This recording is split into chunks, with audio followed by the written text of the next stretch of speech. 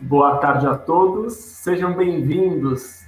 Embora as expectativas estejam um pouco mais positivas nesse segundo semestre que no primeiro semestre de 2020, quando o coronavírus atingiu o mundo e o Brasil de forma muito forte, a gente ainda está vivendo um cenário de incerteza e de crise econômica. Dentro desse contexto, muita gente se pergunta quais serão as tendências de consumo.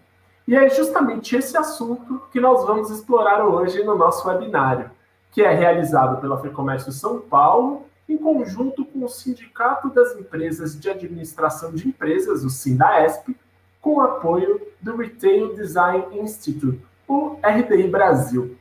Para isso, estão 3 especialistas comigo.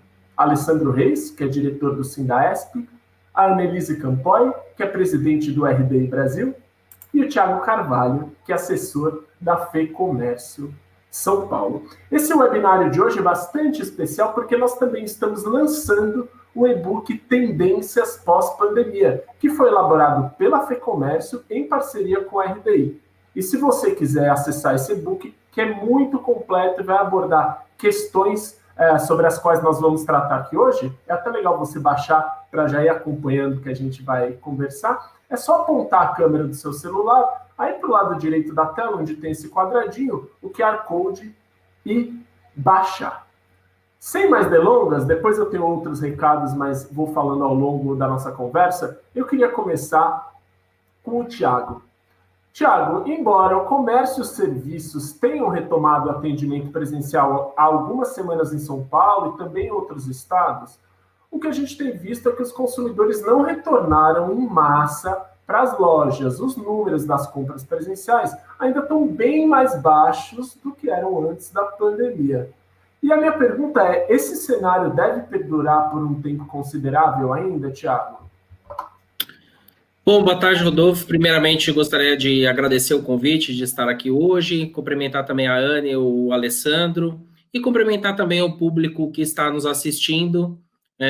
Já estou há um tempo na FEComércio, né? Então eu sei que o público que nos acompanha é bem diversificado, e nós vamos apresentar um conteúdo também muito diversificado, que eu tenho certeza que vai interessar muitos dos que estão nos assistindo. Então, só fazer um alerta para o público que, às vezes, numa primeira vista, né, algum assunto pode não interessar. Eu sei que aqui com a nossa parceria com o SINDAESP, né, que tem um público muito de consultores, às vezes um tema mais voltado para o varejo, um tema de digitalização pode não interessar talvez um consultor financeiro, mas eu tenho certeza que tudo que a gente vai trazer aqui pode ajudar ele a atender melhor o cliente que ele já tem ou os futuros clientes, e também vai poder ajudar ele a desenvolver novos produtos e serviços dentro da sua consultoria. Então, partindo para a sua pergunta, eu acho que muito do que a gente tem, eu acho que a experiência internacional ajuda a gente a responder essa pergunta. Aqui na América, né, no Brasil, de uma maneira geral, foi o último continente aqui que a pandemia chegou mais forte, e eu acho que a experiência dos outros países, China, Europa, né, como um todo, nos ajudam a responder algumas dessas perguntas. E a experiência internacional nos diz que mesmo com a retomada, né, a abertura, a retomada do atendimento presencial pelo setor de varejo, pelo setor de serviços, leva de 5 a 6 semanas para que a gente atinja um grau de normalidade do que se via antes. Eu vou voltar a vender o que eu vendia antes? Talvez não, porque as condições econômicas são diferentes, mas para você começar a observar uma certa normalidade, demora de 5 a 6 semanas, né? Não é nada científico, mas eu, por ser economista e estar acompanhando sempre os dados econômicos, né, eu tenho o costume de ir às lojas e sempre perguntar como é que tá, né? E aí, como é que tá o movimento? Principalmente eu tive a experiência de ir no shopping semana passada, perguntei para o lojista, né, como que está o movimento que vocês estão sentindo, e a informação que eu recebi da vendedora é que eles estão batendo as metas. Claro que ainda o faturamento está abaixo do que no momento pré-pandemia, mas as vendas, de maneira geral, estão batendo as metas estabelecidas. Gostaria de fazer uma ressalva aqui, especificamente para o mercado de luxo, né? A gente tem observado nos outros países que o mercado de luxo, em alguns países, teve um retorno muito forte, ou seja, acho que tem um pouco do aspecto psicológico, né? Então, a pessoa de alta renda ficou presa dentro de casa 3 meses, e aí fica com teve um gasto menor, né? Então fica com aquela coisa, eu acho que eu mereço um agrado, mereço um prêmio por ter ficado preso dentro de casa. Exemplo disso tem aquela loja, aquela marca Hermès, né, que é uma marca de luxo, e a loja dela na China, logo na reabertura, bateu recorde de faturamento. Então, faço esse alerta aqui para o mercado de luxo brasileiro, que talvez tenha alguns picos de demanda aí nesse curto prazo. Partindo agora para o lado macroeconômico, né, eu acho que agora nesse segundo semestre segue desafiador para o varejo, para os serviços, enfim, para os setores que foram mais afetados pela pandemia, mas a gente está observando aí algumas boas notícias no campo macroeconômico que podem ajudar o setor a recuperar o tempo perdido, né? Então, ontem, né, o Banco Central reduziu mais uma vez a taxa Selic, estamos com a taxa de juros na mínima histórica, acho que é um bom momento para quem tem empréstimos, né, ficar de olho na taxa de juros, né, tentar renegociar. Os dados do mercado de trabalho, apesar de serem negativos, eles deram muito melhor do que a gente esperava. A gente tem um auxílio emergencial, né, que teve um montante de recursos injetado aí na economia que não é desprezível e eu acho que pode ajudar o comércio nessa retomada. E, para finalizar, a gente tem também a liberação aí de uma parte do FGTS, que eu acredito que pode ajudar nessa retomada no segundo semestre, né? Só reforçando que o varejo perdeu algumas datas importantes aí, datas comemorativas, né? Dia das Mães, Dia dos Namorados, e agora no segundo semestre, né, tem que acertar no planejamento, fazer esse planejamento com muito cuidado para poder desfrutar, né, e tentar recuperar esse tempo perdido aí nas próximas datas que a gente tem, principalmente o Natal, né, e Black Friday, que são os destaques para esse segundo semestre. Muito obrigado, Thiago. O começo da sua fala foi muito pertinente ao nosso público que está nos assistindo. Eu falei de comércio, a gente falou de varejo, mas obviamente vamos tratar aqui bastante de serviços também. A Alessandro está conosco especialmente para isso. E o que o Thiago falou, se o assunto que a gente estiver tratando nesse momento não for exatamente de seu interesse, fica aí, nos assista e mais. Aproveite o nosso chat para mandar suas perguntas para quem você quiser que responda. Aproveite que nós estamos com 3 especialistas, né, em áreas distintas que se conversam e mande suas perguntas para ele. Só digitar no chat que a nossa equipe passa para a gente. E eu queria falar com você agora um pouco, Annelise, a respeito de incerteza. Incerteza já é uma característica do mundo contemporâneo, mas essa questão de insegurança ficou ainda mais forte, foi ainda mais acentuada por causa da pandemia. Diante disso, agora que a gente está começando a ter um respiro, mas ainda continua numa situação complicada,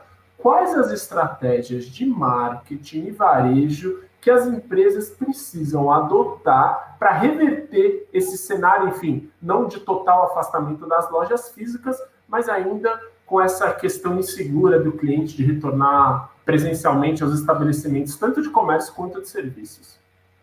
Perfeito.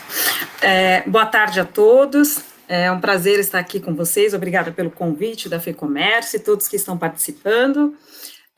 Falando, né, sou arquiteta, design, especializada em design de varejo, e quando a gente se depara, né, com uma epidemia como essa, né, a gente vê muitas das coisas que a gente estava estudando para aplicar em 2022, ou até mais para frente, serem aceleradas e serem trazidas para o agora, né. Então, eu estive na NRF, junto com a caravana do RDI, né, e da SPM em janeiro, e nós tivemos uma palestra de tendências do futuro, que seria o consumidor do futuro de 2022. E ali a gente estudar, né, o comportamento, que toda essa insegurança com relação à aceleração digital das redes sociais traria alguns comportamentos. Então a gente esperava que esses comportamentos fossem mais para frente, mas com essa pandemia tudo foi acelerado, o que iria acontecer em anos aconteceu em semanas, né?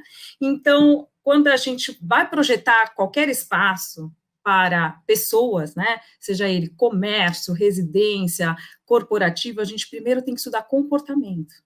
E quando a gente muda comportamento, a gente muda o modo de olhar, o modo de projetar, né, e o modo de receber esses clientes. Então, toda essa insegurança foi acentuada, então a segurança financeira foi acentuada mais ainda, a insegurança de saúde, a aceleração digital foi maior ainda, e isso trouxe um comportamento para o consumidor de medo, né? E como atenuar esse medo? A gente fala de uma arquitetura da cura, né, a gente fala de como atenuar isso. Então, foram desenvolvidos 3 perfis, né, para se estudar. O perfil estabilizadores. O que seria esse perfil estabilizador?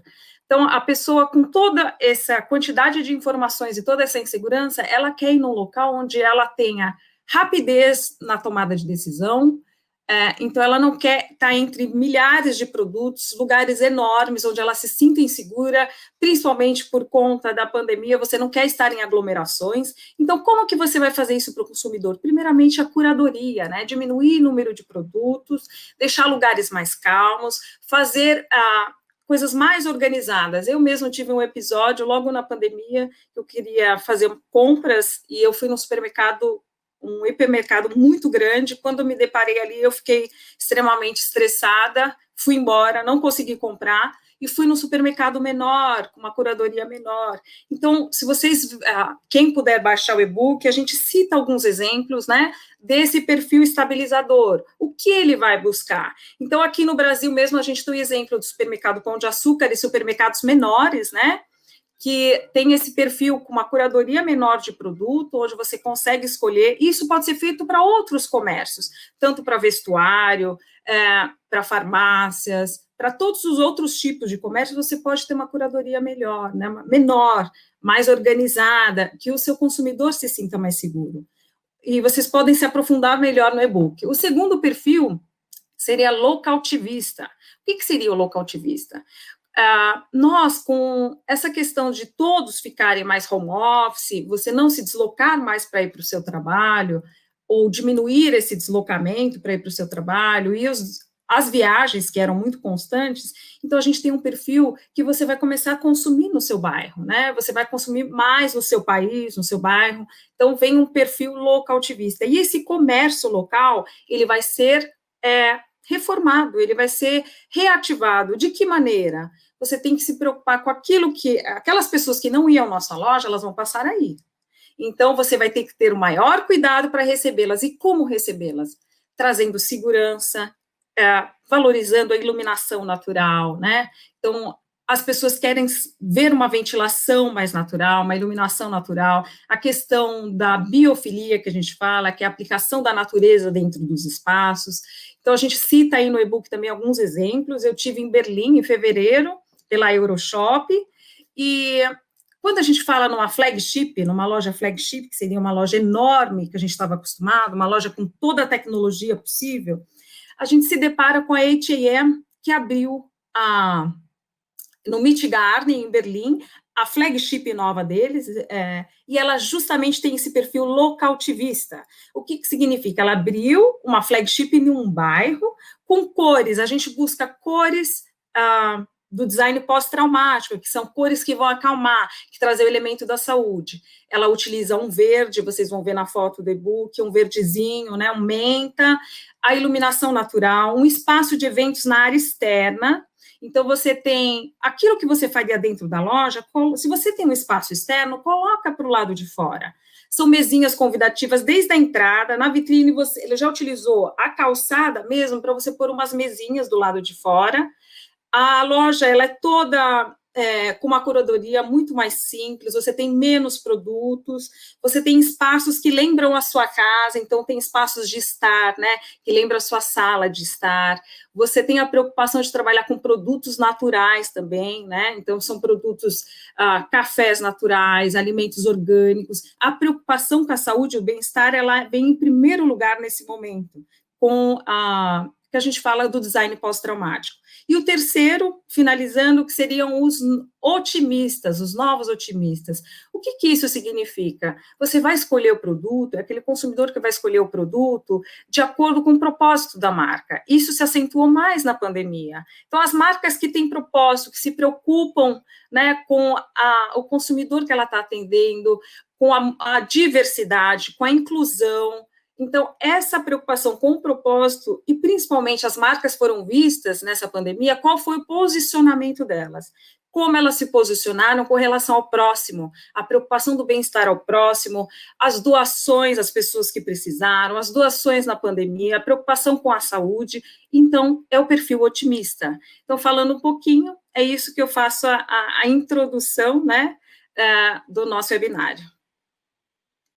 E agora, falando com o Alessandro, do Sindaesp, que é nosso parceiro na realização desse webinário, a gente falou de cliente, mas não foram só os clientes que se afastaram dos espaços físicos. A gente está vivendo também um experimento em massa de home office e uma mudança no modo de trabalhar. Houve, inclusive, falando das relações hierárquicas, uma horizontalização nisso, pela necessidade de se falar rapidamente, estando à distância. Essas duas coisas, como a Annelise bem colocou com outras tendências, já vinham sendo desenvolvidas, mas foram aceleradas. E aí, Alessandra, para a gente começar essa nossa conversa, enfim, englobar também o setor de serviços, eu queria que você falasse para a gente como que deve ficar o ambiente de trabalho daqui para frente. E é muito legal ouvir tua opinião, inclusive, porque você tem um cowork, né? Queria saber como está sendo esse novo normal. Bom, boa tarde, pessoal. Primeiramente, queria agradecer muito nossa Federação do Comércio, Tiago, grande economista, Annelise, parceira. Agradecer a todos os colegas do Sindaesp, na presença do Dr. Carlos Eduardo Chua Fagundes, está nos assistindo aqui, inclusive, mandar um abraço para ele. Então, a Annelise começou a colocar alguns pontos interessantes, né, em relação... Eu não gosto da palavra novo normal, né, que eu acho que o processo é um processo evolutivo a todo momento, né. Mas eu estive recentemente, inclusive, numa palestra com o professor Silvio Meira, que é um grande especialista de inovação, enfim, e ele trouxe essa questão de que nós já estávamos num processo muito forte da quarta revolução industrial, nesse mundo VUCA, né, volátil, incerto, complexo, ambíguo. A gente já vinha entrando nessa vertente com muita força, só que o que aconteceu com a pandemia, como a Annelise bem colocou, ele acelerou, na fala do professor Silvio Meira, 20 anos em 5 meses. Né? Então, a mudança ela foi significativa, está sendo muito significativa. E essa questão do home office, a gente está visualizando muitas empresas, até por questão de segurança nesse momento em relação à pandemia, alocando os seus funcionários em home office, e algumas empresas já verbalizando que esses funcionários ficarão uma boa parte do seu tempo em home office, independente caso venha a vacina ou não, né? E aí a gente tem algumas análises a serem feitas em relação a isso, na visão do empreendedor, coisas que ele deve perceber, entender, para que ele venha gerar alguns insights, né? A primeira análise, logicamente, que é uma análise econômica, né? Algumas empresas estão fazendo uma análise, olha, me parece que no meu setor houve uma melhoria em termos de produtividade. Os meus funcionários conseguiram render mais no home office, né? Mas a pergunta que se faz, e aí não tem uma resposta muito simples a ser dada em relação a isso, é por quanto tempo, né? Porque a questão do home office, ela vem para ficar, ela não vai se ausentar, ok? Mas os extremos são complicados, né? Então, como é que a gente mantém, por exemplo, a cultura da empresa, o engajamento da empresa, a identidade da empresa com todo mundo trabalhando em home office. Então, essa é uma reflexão para o empresário que está nos escutando aqui, para analisar a questão financeira de redução de impacto, bem como analisar a questão de bem-estar social e questão de cultura e identidade da empresa, né? São características que devem ser somadas para pensar nessa questão do home office. Veio para ficar, mas haverá, nesse momento, uma questão que, na minha visão, passa a questão do momento híbrido, né? Haverá um tripé aí, na minha percepção, envolvendo home office. Então, um dia na semana o funcionário deve ficar em home office, co-work, pessoas que não estão se acostumando, não se acostumaram a trabalhar em home office, elas estarão trabalhando mais próximos de casa, em espaços muito mais profissionais, que tenham uma boa internet e que consiga ter uma conectividade social. E o terceiro tripé é escritório. Então, na minha visão, haverá uma tripartite aí em relação à forma de trabalho que vem se desenvolvendo. A gente tem percebido aqui na Mangotree já essa coisa acontecendo, funcionários que já não estão mais conseguindo ficar em home office, que inclusive muitos profissionais que eu tenho conversado bastante estão alegando que estão trabalhando 2, 3, 4 vezes mais em home office do que trabalhavam no escritório, né? Além do custo e da questão da família, né? Eu vejo lá em casa, por exemplo, eu vejo a minha esposa dando aula numa sala, meu filho assistindo aula no quarto, o meu filho pequeno na sala, e eu, nossa, é uma loucura, né? E chega uma hora que até em questão do hábito da pessoa se arrumar para ir trabalhar, começa a perder um pouco de identidade, essa mistura precisa ser muito bem pensada, né? Então, a reflexão, a princípio, haverá, efetivamente, esse movimento para o home office com muita força, mas eu acho que o empresário deve refletir em relação a não só a questão de custo, produtividade, mas bem-estar dos seus funcionários, produtividade a longo prazo, e bem como problemas trabalhistas que futuramente podem ocorrer, né? Então, inclusive, o Sindaesp deverá lançar em breve um e-book falando sobre possíveis problemas trabalhistas e como solucionar esses problemas para que a gente venha encaminhar. Além do que, a questão do home office traz aí para o consultor, para o seu treinamento, para o líder, outra característica, né? Como o Rodolfo colocou, nesse momento de pandemia, as empresas que atuam muito na questão de comando e controle, eu mando e você faz, elas estão basicamente pirando a moçada que está fazendo home office, ok? Porque nesse momento você tem que ampliar aqueles funcionários que têm capacidade, que têm perfil para tal, autonomia para que o pessoal resolva algumas coisas na ponta, né? Então, o comando e controle, nesse momento, ele perde muita força nessa questão do estilo de liderança. Então, é mais uma percepção aí, até de oportunidade para a questão dos consultores, pessoal de educação corporativa, enfim, de trabalhar muito fortemente a liderança, né? É um ponto-chave aí a ser analisado. Perfeito.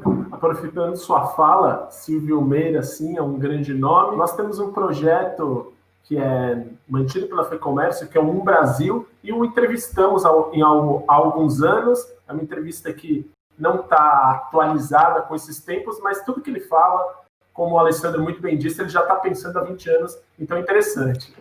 Além disso, questões de gestões, questão de gestão, questão de home office, no lab.fecomércio.com.br a gente tem um amplo material que pode ajudar você a navegar nesse ambiente ainda que está sendo explorado. Como a Alessandra disse, ainda é preciso fazer uma medição, um equilíbrio.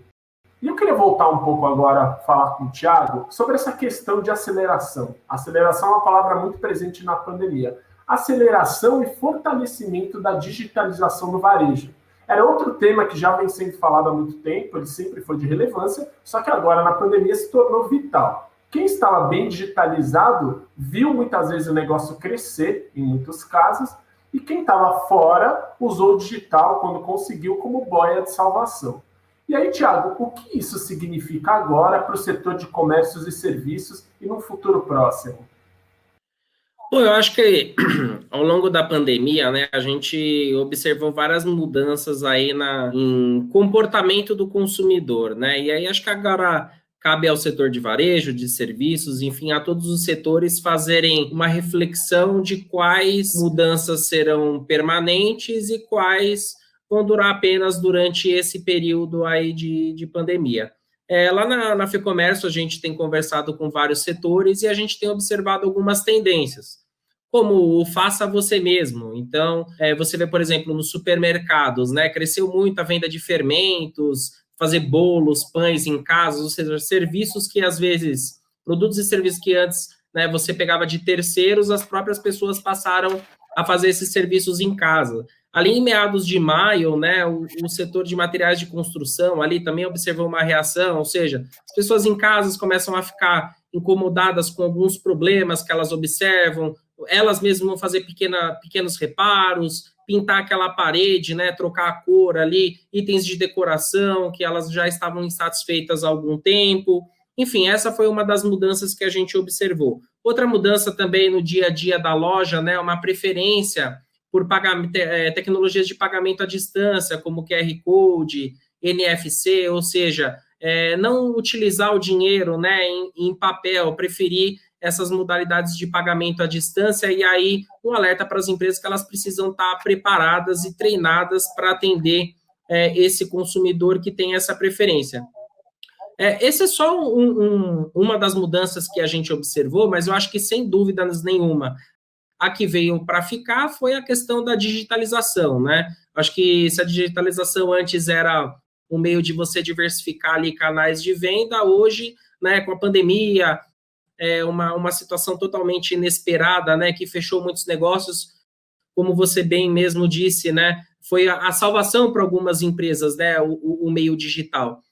E às vezes acho que as empresas, principalmente os pequenos e médios, né, acham que digitalização é uma coisa só para grande empresa, né? Muito pelo contrário, eu acho que as empresas, a gente tem produzido conteúdos aí na FEComércio que podem ser acessados no lab.fecomércio.com.br, ensinando, por exemplo, como uma empresa pode criar um perfil no Instagram, como que ela deve gerenciar, como que ela pode atrair seguidores. Então, para as pequenas, né, eu sei que para criar uma plataforma própria de vendas online é caro, principalmente nesse momento, né, que muitas estão uma posição de caixa desconfortável e não é o momento para fazer investimentos. Então, tentar primeiro, né, passo a passo, cria um perfil nas redes sociais, vai conhecendo, vai interagindo, dependendo, entra em algum marketplace, né, algum site grande que oferece esses espaços para você vender esses produtos. Até as grandes lojas tiveram que se adaptar, né? Eu acho que um dos casos aí que a gente pode citar de sucesso, né, foi o da Casas Bahia, aquela questão do me chame no Zap. Então, você entra lá no site, você consegue falar com o vendedor da Casas Bahia. É uma empresa enorme, tem 1.000 lojas. Então, você imagina você digitalizar uma empresa desse porte, desse tamanho, e das últimas informações que eu tenho, foi um modelo de muito sucesso, e teve até declarações aí da gestão de empresa que eles conseguiram, com lojas fechadas, só com vendas online e me chame no Zap, atingir o faturamento no mesmo período do ano passado. Então, eu acho que essa é uma prova de que a digitalização é um caminho sem volta, e eu acho que as pequenas e médias empresas têm que olhar para esse canal de venda, olhar com muita atenção e inovar, enfim, e explorar esse mercado. Tiago, uma coisa que nós temos falado nos nossos webinários, para quem está nos assistindo e quer se aprofundar nesse tema, como entrar no e-commerce, se é mais interessante um marketplace, uma rede social, ter o seu próprio site. A gente teve um webinário muito interessante na semana passada sobre esse tema. Se você acessar o lab.fecomércio.com.br, a gente tem um compilado desse material, mais um material analítico. Se você quiser vê-lo na íntegra, acessa o perfil do YouTube, acessa o perfil da FEComércio no YouTube. Mas eu queria pegar esse seu gancho, Tiago, para falar uma coisa que eu acho que vale sempre a pena esclarecer. Embora a gente esteja falando de digitalização, não significa que o físico vai acabar, não é mesmo? Uma das coisas para ser pensada é que isso será um modelo híbrido, pegando aquele exemplo do Alessandro, de hibridizar o trabalho presencial com home office. A mesma coisa se dá nesse canal de vendas, né? Numa hipótese, ele pode, inclusive, desenvolver um novo canal de vendas para o futuro, né, Tiago? Claro, claro. Inclusive, utilizando esse modelo aí que eu citei da Casas Bahia, né? A estratégia dessas empresas de grande porte, isso pode se replicar para médios, é utilizar as lojas como um centro de distribuição. A gente sabe que dentro de uma operação online, às vezes o que encarece é o frete ali, a última milha, né, que o pessoal fala, é a entrega ali do último ponto do centro de distribuição até chegar na casa do consumidor. Então, uma estratégia que o setor vem adotando, né, o omnichannel, interligar todos os canais, e uma das estratégias, que a logística no Brasil é um grande desafio, né, acho que muitos têm como referência a Amazon nos Estados Unidos, enfim, tentam replicar esse modelo aqui no Brasil, só que a logística aqui no Brasil é um desafio, né, e aí as lojas, principalmente essas de grande porte, têm que criar canais e tentar diminuir o custo, e uma das alternativas é utilizar as lojas como centro de distribuição de produtos e também como pontos de coleta, ou seja, você vende e oferece a opção do consumidor retirar na sua loja. Então, para médios empresários, que talvez ali tem 5, 10 lojas, ele já pode começar a pensar em adotar, a replicar esses movimentos de sucesso de grandes empresas, começar a replicar na sua operação também. Annelise, você, na primeira pergunta, já falou um pouquinho de produto. A gente falou bastante de cenário, né? O que, enfim, os empresários devem comprar, mas agora eu queria afunilar a nossa conversa um pouco mais para produto. Qual deve ser a busca por novos produtos? E eu já coloco uma questão junto com isso. Nesse momento de incerteza e de crise, deve haver uma demanda menor para produtos novos.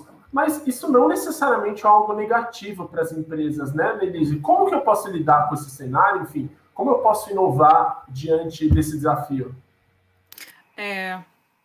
Nós estamos falando, né, em algumas mudanças, porque ele quer se sentir seguro, né? O consumidor quer se sentir seguro. Então, não necessariamente você vai deixar de ter produtos, mas a forma como você expõe e a forma como você fala para o seu consumidor é que está modificando. Então, a preocupação com o bem-estar, ela vem para ficar, isso é um crédito que a gente vai dar, principalmente por conta da pandemia. Sempre, nos últimos anos, a gente vê que os aplicativos de bem-estar tiveram um aumento muito grande, né, de serem baixados, e com a pandemia isso cresceu mais ainda. Então, produtos voltados ao bem-estar, aos cuidados pessoais, ao bem-estar da casa, tudo isso veio para ficar. A gente acredita que veio para ficar e tem uma grande oportunidade. Mas, na forma de você expor produtos também, a gente fala de cosmético, por exemplo. Cosméticos é um grande desafio por conta do tato, né, de você degustar o produto. Mas a gente vê algumas estratégias que algumas grandes marcas estão utilizando que podem ser utilizadas para médias e pequenas. Por exemplo, a Chanel, a Selfridges, que é uma grande rede em Londres, o que ela aplicou? E a Chanel também, a mesma coisa, videochamadas, onde você faz demonstrações do produto ali, direto com o consumidor, um atendimento personalizado, que você mostra dentro da loja o produto para o cliente, faz aplicação ali na hora para o cliente, faz instruções de como ele utilizar aquele produto. Então, você vai utilizar de videochamadas, é uma maneira, né, de você continuar mostrando esses produtos de uma maneira diferente. Você vai utilizar o que o Thiago já tinha falado, do QR Code, né, para não ter o tato. Você vai utilizar da realidade virtual. Em cosméticos, quando a gente vai na Sephora, por exemplo, já tem alguns totens, né, que você diminuiu a quantidade de produto, mas você pode provar vários produtos, né, na forma virtual. Então, não necessariamente você vai deixar de ter alguns produtos, mas a forma como você expõe, como você coloca para o cliente é que faz a diferença. Então, vai aparecer menos produtos, mas de uma forma mais destacada, através principalmente da criatividade, você utilizar essa criatividade nas videochamadas, a relação humana cada vez foi mais importante, então o bem-estar para o humano, ele se sentir acolhido, seja pelo WhatsApp, pela uma videochamada, uma personalização. Quando ele vai na loja, se ele vai até o ponto físico, você tem a preocupação também com a quantidade de pessoas, se ele puder marcar um horário, melhor ainda. Se não puder, na Selfridges, por exemplo, que tem um número de pessoas que pode entrar dentro das grandes lojas, E para não acumular muitas pessoas, o que eles fizeram? DJ na fila, entretenimento, distanciamento. Então, você trazer essa forma mais segura de outras maneiras, né? Então, esse é o cuidado com o consumidor na hora de você atender e dispor os produtos, tá? Não sei se eu respondi o que você estava querendo saber, mas acho que é bem por aí, né? Respondeu, claro. E falando, a gente tem falado muito desde o começo do webinar, enfim, quando a gente trata desse tema no geral, a questão de mudança de hábito do consumidor. E aí, Alessandro, quando a gente fala de mudança de hábito do consumidor, também é necessária uma nova capacitação dos profissionais que trabalham com esse consumidor, seja no varejo ou nos serviços. Isso já vem acontecendo? E aí, quais são as competências importantes para esses profissionais? Boa pergunta essa. Isso já vem ocorrendo. O mercado de educação corporativa no Brasil, ele começa a aumentar a sua velocidade no segundo semestre. E quando ocorreu a pandemia, nós levamos um susto. Eu falei, nossa senhora, o que vai acontecer agora? Né? E aí, aos poucos, as pessoas foram entendendo o que estava ocorrendo, enfim.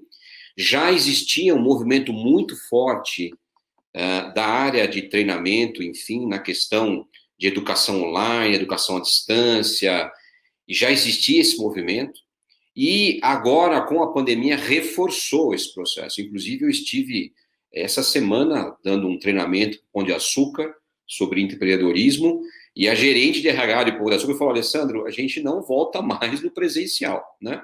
Mas, sem desmerecer a colocação, também haverá, a longo prazo, pós-vacina, um movimento híbrido, né? Um movimento híbrido. Então, as empresas, elas percebem a necessidade de capacitação, principalmente nessa questão da liderança, da autonomia do funcionário. Eles começaram a perceber a importância disso, essa questão do sentimento de dono, né? Que muitas empresas têm como valor na sua empresa, mais do que nunca está aflorado, porque os seus funcionários não estão no ponto físico, né? Estão em casa, vendendo uma série de coisas, e ali precisa se virar os 30 em relação a como fazer isso acontecer, né? Então, essa questão, ela vem com muita força. E nesse movimento, o que acontece no mercado de consultoria em especial, que já vem ocorrendo essa questão de capacitação, né? Já vinha sendo modificado isso no passado, a visão que o consultor, ele tinha fala de, olha, nós sabemos mais do que você, né? E mais que os seus competidores. Então, eu estou aqui para te ajudar. A lógica é totalmente diferente hoje, porque tem muita informação disponível no mercado, tem muito conhecimento no mercado já para ser colocado de bate-pronto na execução, e a lógica do mercado de consultoria é, olha, a gente tem um universo significativo de clientes e a gente entende várias formas de aplicar essa solução. Aqui. Então, de várias formas de pensar soluções de um modo diferente. E nós vemos problemas de modos diferentes. Então, esse mercado ele tende a crescer, já começou um movimento novamente. Lógico que muitas empresas de micro e pequeno porte, elas não conseguiram se segurar nessa virada, principalmente aquelas empresas que dependem de uma consultoria que pega conta maior para efetivar o treinamento e contrata o consultor, né? Então, a grande empresa pega a conta e contrata o consultor, que tem uma consultoria. Elas que não viraram a chave para o digital, elas estão encontrando dificuldade, né? Mas esse movimento já começou a ocorrer novamente. E nesse momento de mudança de mindset, né, logicamente, você precisa começar a fortalecer os seus funcionários, a sua cultura, a sua liderança para um novo modo de pensar, né? E aí, capacitação, treinamento, mentoria, coach, vai continuar crescendo. Eu conheço alguns amigos que são coaches que estão com a agenda lotadésima, né? Isso é muito positivo. Mas o mercado de consultoria vem mudando, né?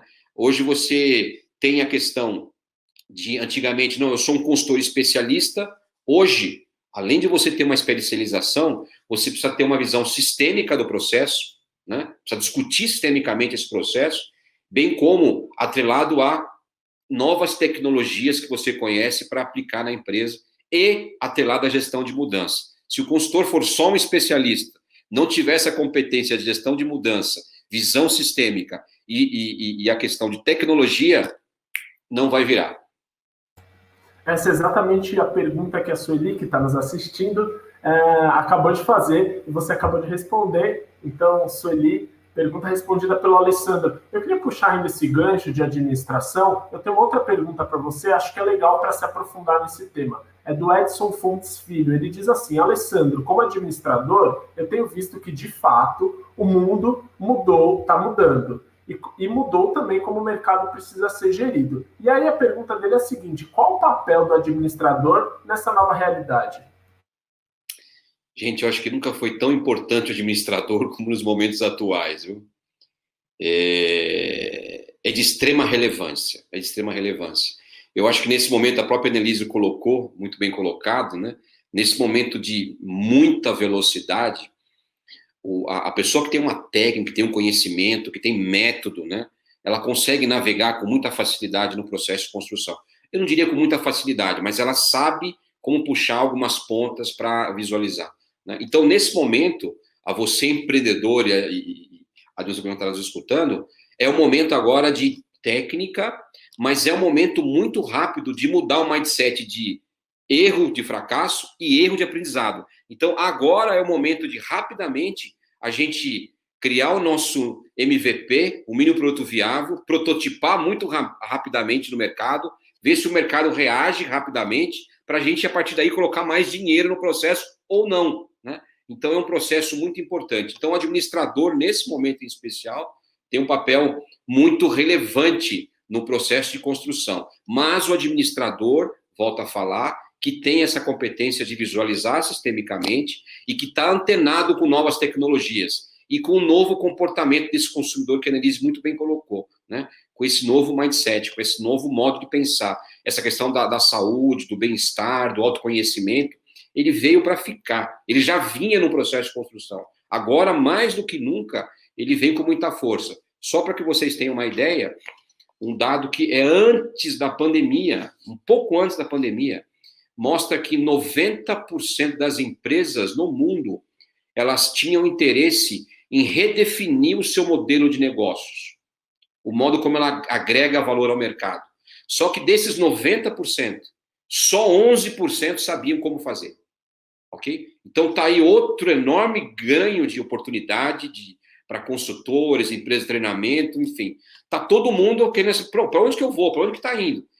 E aí tem uma questão que quando você aumenta a incerteza, que ela é diferente do risco, a incerteza eu não tenho dados que comprovem, para que eu possa analisar, para planejar. Quando aumenta a incerteza, eu preciso fazer o que nós estamos fazendo aqui, é se conectar com gente que conhece, se conectar com a minha rede social, se conectar com coisas diferentes, para tentar ir buscando algumas percepções, né? Então, incerteza é conexão social, risco é mais planejamento. Então, nesse momento em especial, a minha dica aos empreendedores que estão nos escutando aqui é aumente a sua conexão social, converse com mais gente, participe mais do Sindaesp, FEComércio e outras entidades de classe, o RDI, enfim, para escutar o novo, né? Coisas que não estão na sua mente, coisas que não estão no seu paradigma, né?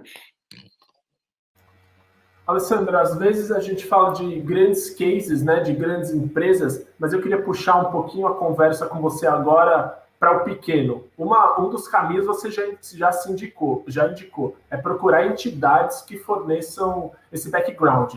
Mas aí, às vezes eu não tenho esse tempo, eu sou pequeno, não tenho tanto tempo não tenho tanto dinheiro para investir, enfim, estou tentando me equilibrar. Qual que é a principal dica para ele conseguir se situar nesse momento? A principal dica é a nossa empreendedora da Magazine Luiza, Luiza Helena Trajano, fala um negócio interessante, né? Você tem que, nesse momento, aumentar a sua capacidade fuçativa, né? Então, você tem que se fuçar, se antenar, buscar, ler. Então, não tem dinheiro, mas tem muita informação disponível na rede. Tem muita informação. Basta você entender o que você quer buscar. Porque se você não sabe o que você quer buscar, você vai se perder. Essa é uma outra sugestão. Então, a primeira dica é o que você quer buscar. E tem muita informação disponível na rede.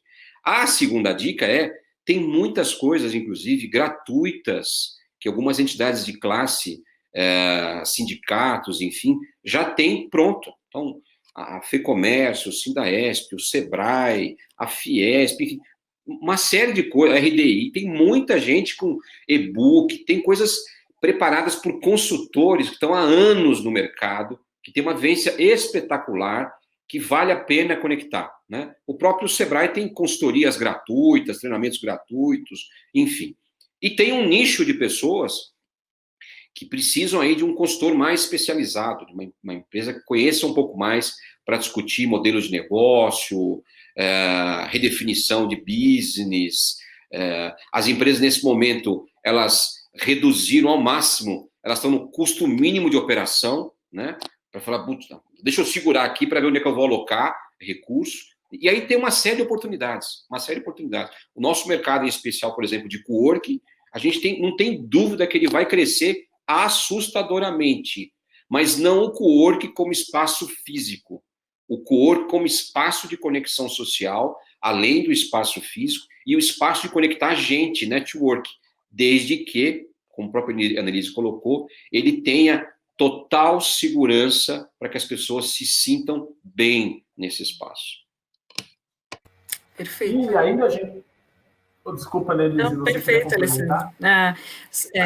É isso que as pessoas buscam mesmo. E só complementando uma pesquisa que, inclusive, está no e-book, os consumidores, eles tendem a pagar até mais por uma marca que ele se sente seguro.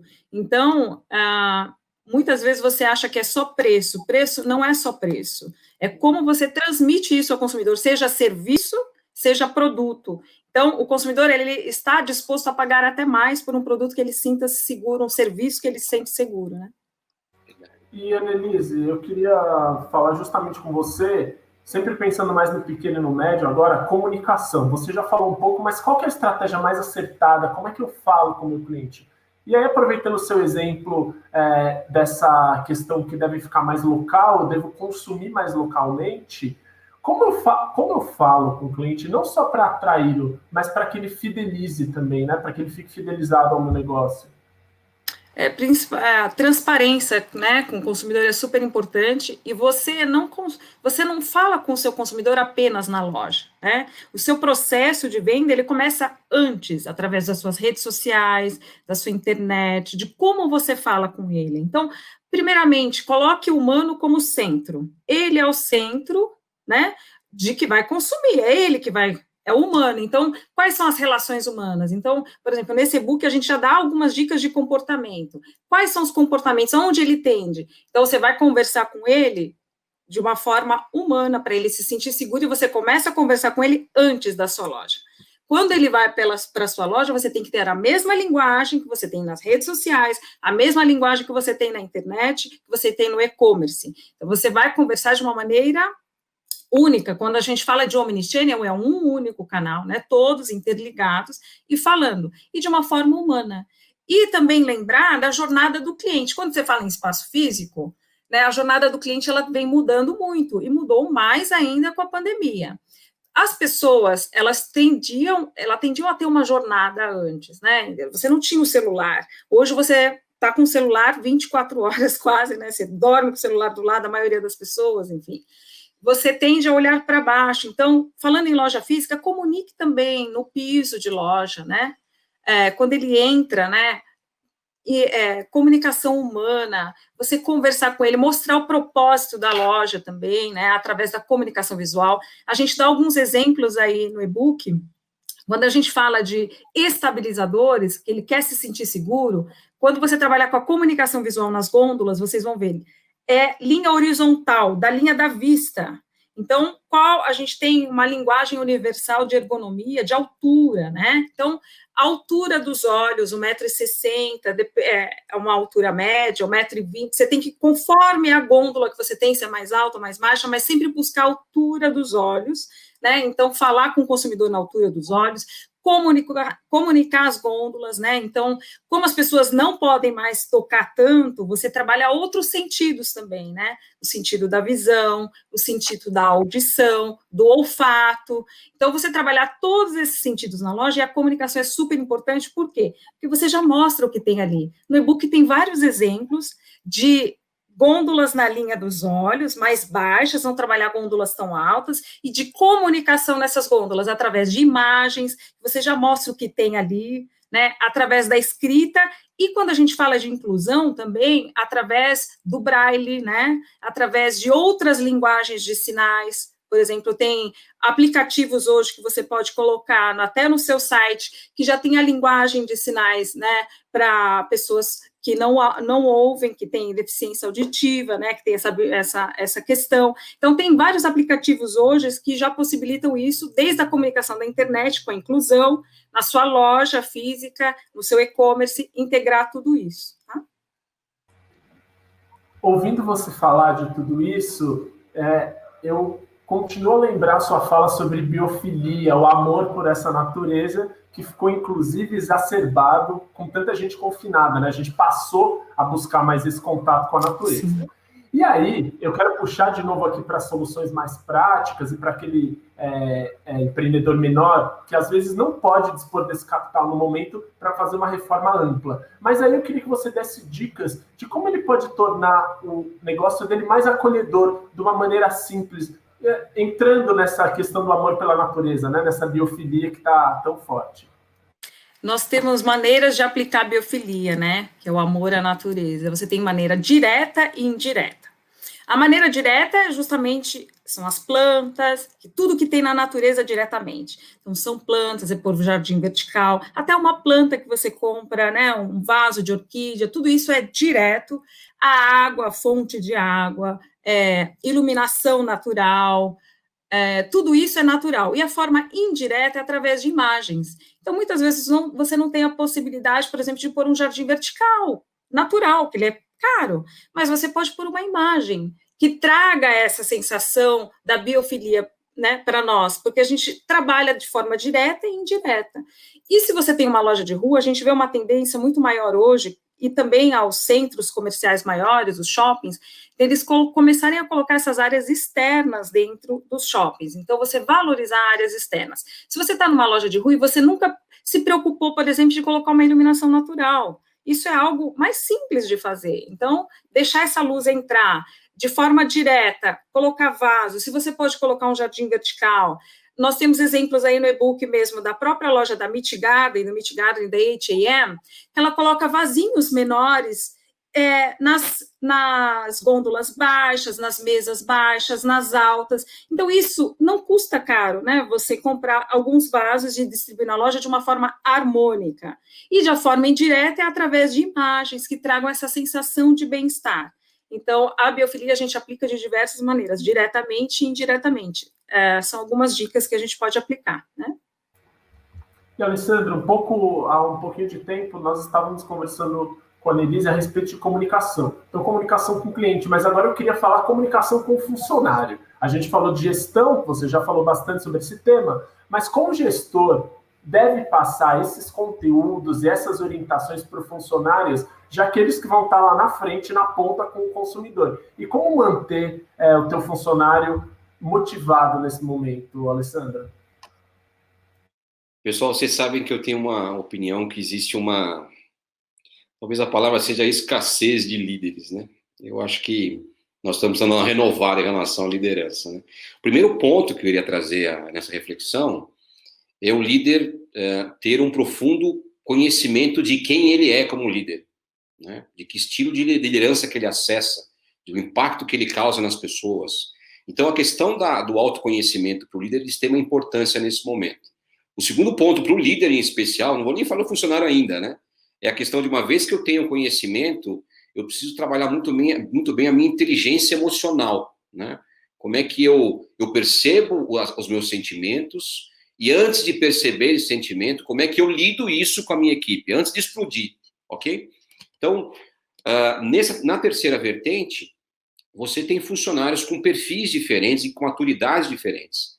Então, funcionários que têm, por exemplo, autoconhecimento técnico e que está extremamente motivado, esses funcionários são os funcionários que você pode delegar, né? Que você pode trabalhar o processo de delegação corretamente. Aqueles funcionários que têm baixo conhecimento técnico e baixa motivação, ok? você precisa, nesse momento, atuar muito fortemente na questão de orientação e de comando, ok? Aqueles funcionários que têm um processo de baixo conhecimento técnico, mas estão extremamente motivados, você precisa atuar muito mais com coaching, entender o porquê, o que está acontecendo, perguntar mais do que responder, enfim. Então, qual que é a lógica nesse processo de entender como me comunicar com o meu funcionário? Primeiro, entender como é você como líder e, primeiro, quais são as características da sua equipe, né? Nesse momento de pandemia, eu vejo alguns líderes muito forte na questão do comando e controle, né? De dar regra, e eu percebo algumas pessoas que têm maturidade e que têm motivação, começando a perder a motivação pela experiência do líder. Primeiro que o líder, às vezes, não conhece o que está ocorrendo na operação. Eu vejo empresas que viraram a chave do presencial para o digital, e o mindset do líder é do presencial e não do digital, né? Então, entender como é que está a operação nesse momento, ter um modo empático de conversar com o seu funcionário é um carro-chefe para você entender os desafios da operação nesse momento. Então, essa pergunta de capacitação, ela envolve autoconhecimento do líder, conhecimento da equipe, para você dosar a pílula exatamente do modo correto, né? Não é tão simples a variável. Não, eu falo para todo mundo de um jeito, esquece. É como a Annelise colocou. Se você fala assim, olha, eu vendo para todo mundo. Se você vende para todo mundo, você não vende para ninguém. Ou você conhece as suas personas, qual é o tipo de persona que o meu negócio agrega valor? 5, 6, 7 personas. Aprofunde o seu conhecimento nessa análise nesse momento. Entender qual é a característica do seu público. Que aí você consegue ofertar valor de acordo com a persona. Aqui na nossa empresa tem 5 personas desenhadas, né? Ah, mas é quem vai com o work. Não, tem 5 personas com características diferentes, com necessidades diferentes, com dores diferentes, com sonhos diferentes, né? Então, entender de gente, eu acho que nesse momento é muito menos B2B, B2C e muito mais H com H, muito mais humano com humano, entender de gente. O Alessandro falou de sentimento, de emoção, de inteligência emocional. E aí, Thiago, eu queria jogar isso um pouco para o lado da economia. Então, a gente tem a questão do endividamento do consumidor e a gente tem questão de expectativa. A gente sabe que expectativa e emoção influencia o mundo real, influencia o mundo da economia. E a minha pergunta para você, foram algumas que surgiram no chat, então eu estou condensando, como o endividamento do consumidor está impactando o comércio? E aí, qual a expectativa, qual o sentimento disso para o futuro? Olha, na FEComércio a gente tem, né, uma pesquisa de endividamento e inadimplência do consumidor, a PEIC, né? Quem tiver interesse pode acessar os dados no nosso site. É interessante que nos últimos 3 meses, tanto o endividamento como a inadimplência, ela vem caindo. E eu comparo até esse momento com um pouco do momento lá em 2014 e 2015, quando a gente já estava naquela situação pré-crise. Ou seja, o consumidor ele já faz a sua lição de casa, né? Observando um momento de incerteza, dependendo, correndo risco no emprego, como aconteceu com muitas famílias, ou pais de família perdendo emprego, então ela naturalmente já faz aquele ajuste, né? Ou seja, vou priorizar aqui pagar minhas dívidas antigas, ter o meu dinheiro para pagar aqui as minhas dívidas de subsistência, ou seja, conta de água, conta de luz, enfim, o consumo básico, a alimentação, né? E evita comprometer o seu orçamento futuro com aquisições de itens parcelados, né? E aí é comum o que a gente chama de itens duráveis, geladeira, fogão, televisão, enfim, esses itens de maior valor agregado. Então, o que a gente tem observado aí nos últimos meses, e os dados da PEIC têm apontado isso, pelo menos aqui na região de São Paulo, é que o consumidor fez a lição de casa e está seguindo bem o orçamento doméstico. E como eu falei lá no início da minha fala, né, esse montante de recursos injetado pelo auxílio emergencial, ele não é desprezível e ele ajudou muitas famílias, né, a manterem as compras em dia.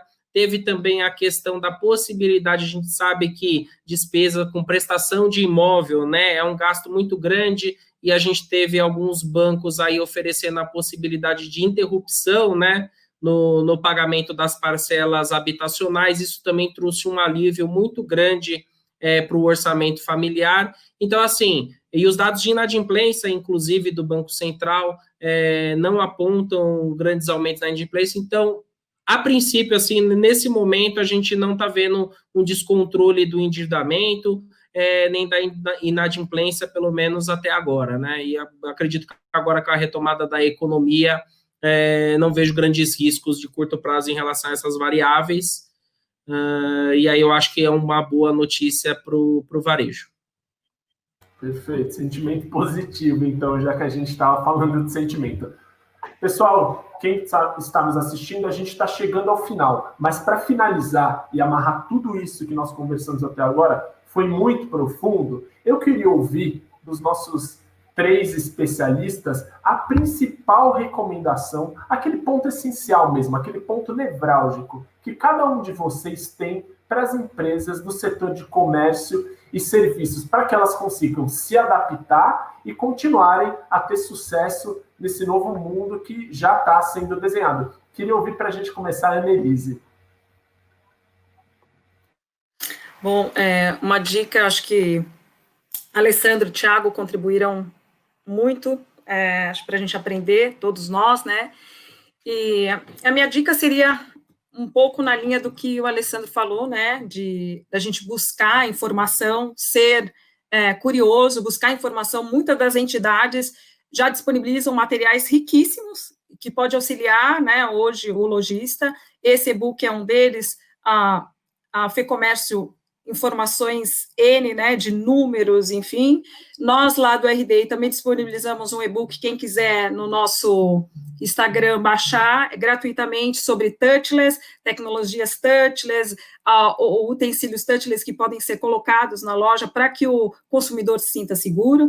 E o mais importante, o H, humano como centro. Sempre pense, né, no bem-estar humano em todas as formas de atendimento. Então, buscar sempre se aperfeiçoar, como a gente está num momento de transformação é olhar, né, um novo olhar sobre tudo. Então, você não vai fazer a loja como era antes, mas você não tem um dinheiro para investimento, como que você pode ter esse novo olhar? Como que eu posso reciclar a minha loja, né? Como eu posso colocar ela de uma maneira que eu atenda mais humano, que eu atenda com mais cuidado, que eu tenho essa preocupação dele se sentir mais em casa, se sentir seguro para ir até a minha loja. Então, tem N materiais que nós disponibilizamos já hoje, que já falamos, e tem outros materiais e que a gente fica à disposição, né, o RDI, quem quiser tirar dúvidas, mandar no nosso Instagram, nós responderemos também a quem tiver dúvidas,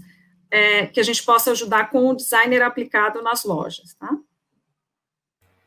Alessandro, sua principal dica para o empreendedor nesse momento? Puxa, eu queria primeiramente agradecer a Annelise pela parceria aqui, agradecer a nossa federação por esse momento fantástico, né, de agregar valor ao empresário. A minha principal dica, além dessa capacidade fuçativa, reflita sobre 3 coisas nesse momento. O que está na sua mão, que só depende de você, faça, conheça a sua persona, conheça o seu cliente, melhore a sua gestão. O que está na sua mão, o que não está na sua mão, mas você consegue influenciar, influencie. E o que não está na sua mão, e você não consegue influenciar, não sofra. A gente tem que acomodar a situação. Eu vejo muito empreendedor alocando energia e desespero em coisas que não estão na mão dele, e ele não tem nem capacidade de influenciar. Nessa hora, pessoal, é hora de respirar e, o que eu posso fazer, ok? Então, essa é a minha principal dica. Obrigado a todos aí. Thiago, sua principal dica? Olha, se você me permite só contar uma experiência pessoal aqui, que eu lembrei quando a Annelise estava falando sobre o espaço da loja, que pequenas mudanças que você pode fazer, né? E durante a pandemia a gente viu uma onda de apoio ao comércio local, né? E às vezes o pequeno empresário fica meio perdido, né? Como eu vou competir com os grandes, né? Então, e também ele não tem o montante de recursos necessário para talvez fazer grandes investimentos em reforma da loja, em melhorar a fachada, em melhorar o visual.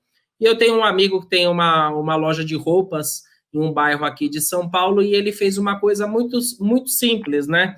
Ele fica na frente de uma praça bem conhecida no bairro, e ele pegou uma foto bem antiga dessa praça, lá de 1920, 1930, e colocou um quadro na parede da loja. E aí, durante umas 3 vezes, ele observou uma senhora entrando na loja e olhando esse quadro assim fixamente durante uns 5 minutos e depois ir embora. E chegou um dia que ele pegou e perguntou para ela, mas o que a senhora tanto olha para o quadro, né, tal, posso ajudar? Ele falou, eu conheci o meu marido nessa praça, e ele faleceu há algum tempo, então eu venho aqui para relembrar esses bons momentos que a gente teve no passado. Então, assim, é uma dica simples, mas que ajuda a conectar esse pequeno comerciante com o bairro, com o cliente dele.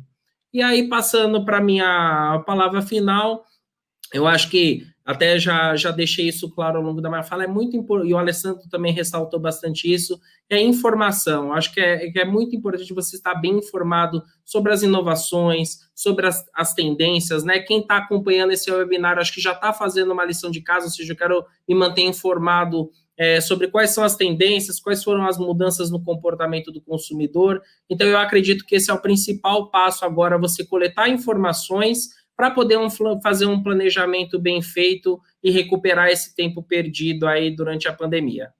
Obrigado. Complementando a fala do Thiago, se você procura informação, 3 dicas para você. Então, lab.fecomércio.com.br, o link está aqui no nosso descritivo do vídeo. A gente tem uma lista no Telegram, que o pessoal da Fecomércio faz uma curadoria e informa você diariamente, se você está sem tempo. E, por fim, sobre esse assunto especificamente que a gente falou de tendências pós-pandemia, baixe o e-book que a gente fez em parceria com o RDI. Eu queria agradecer em nome da Fecomércio, o Alessandro e o Sindaesp, a Annelise e o RDI Brasil, e o Thiago, que participou aqui conosco. Muito obrigado a você também que ficou assistindo o webinário até agora. Até a próxima quinta-feira.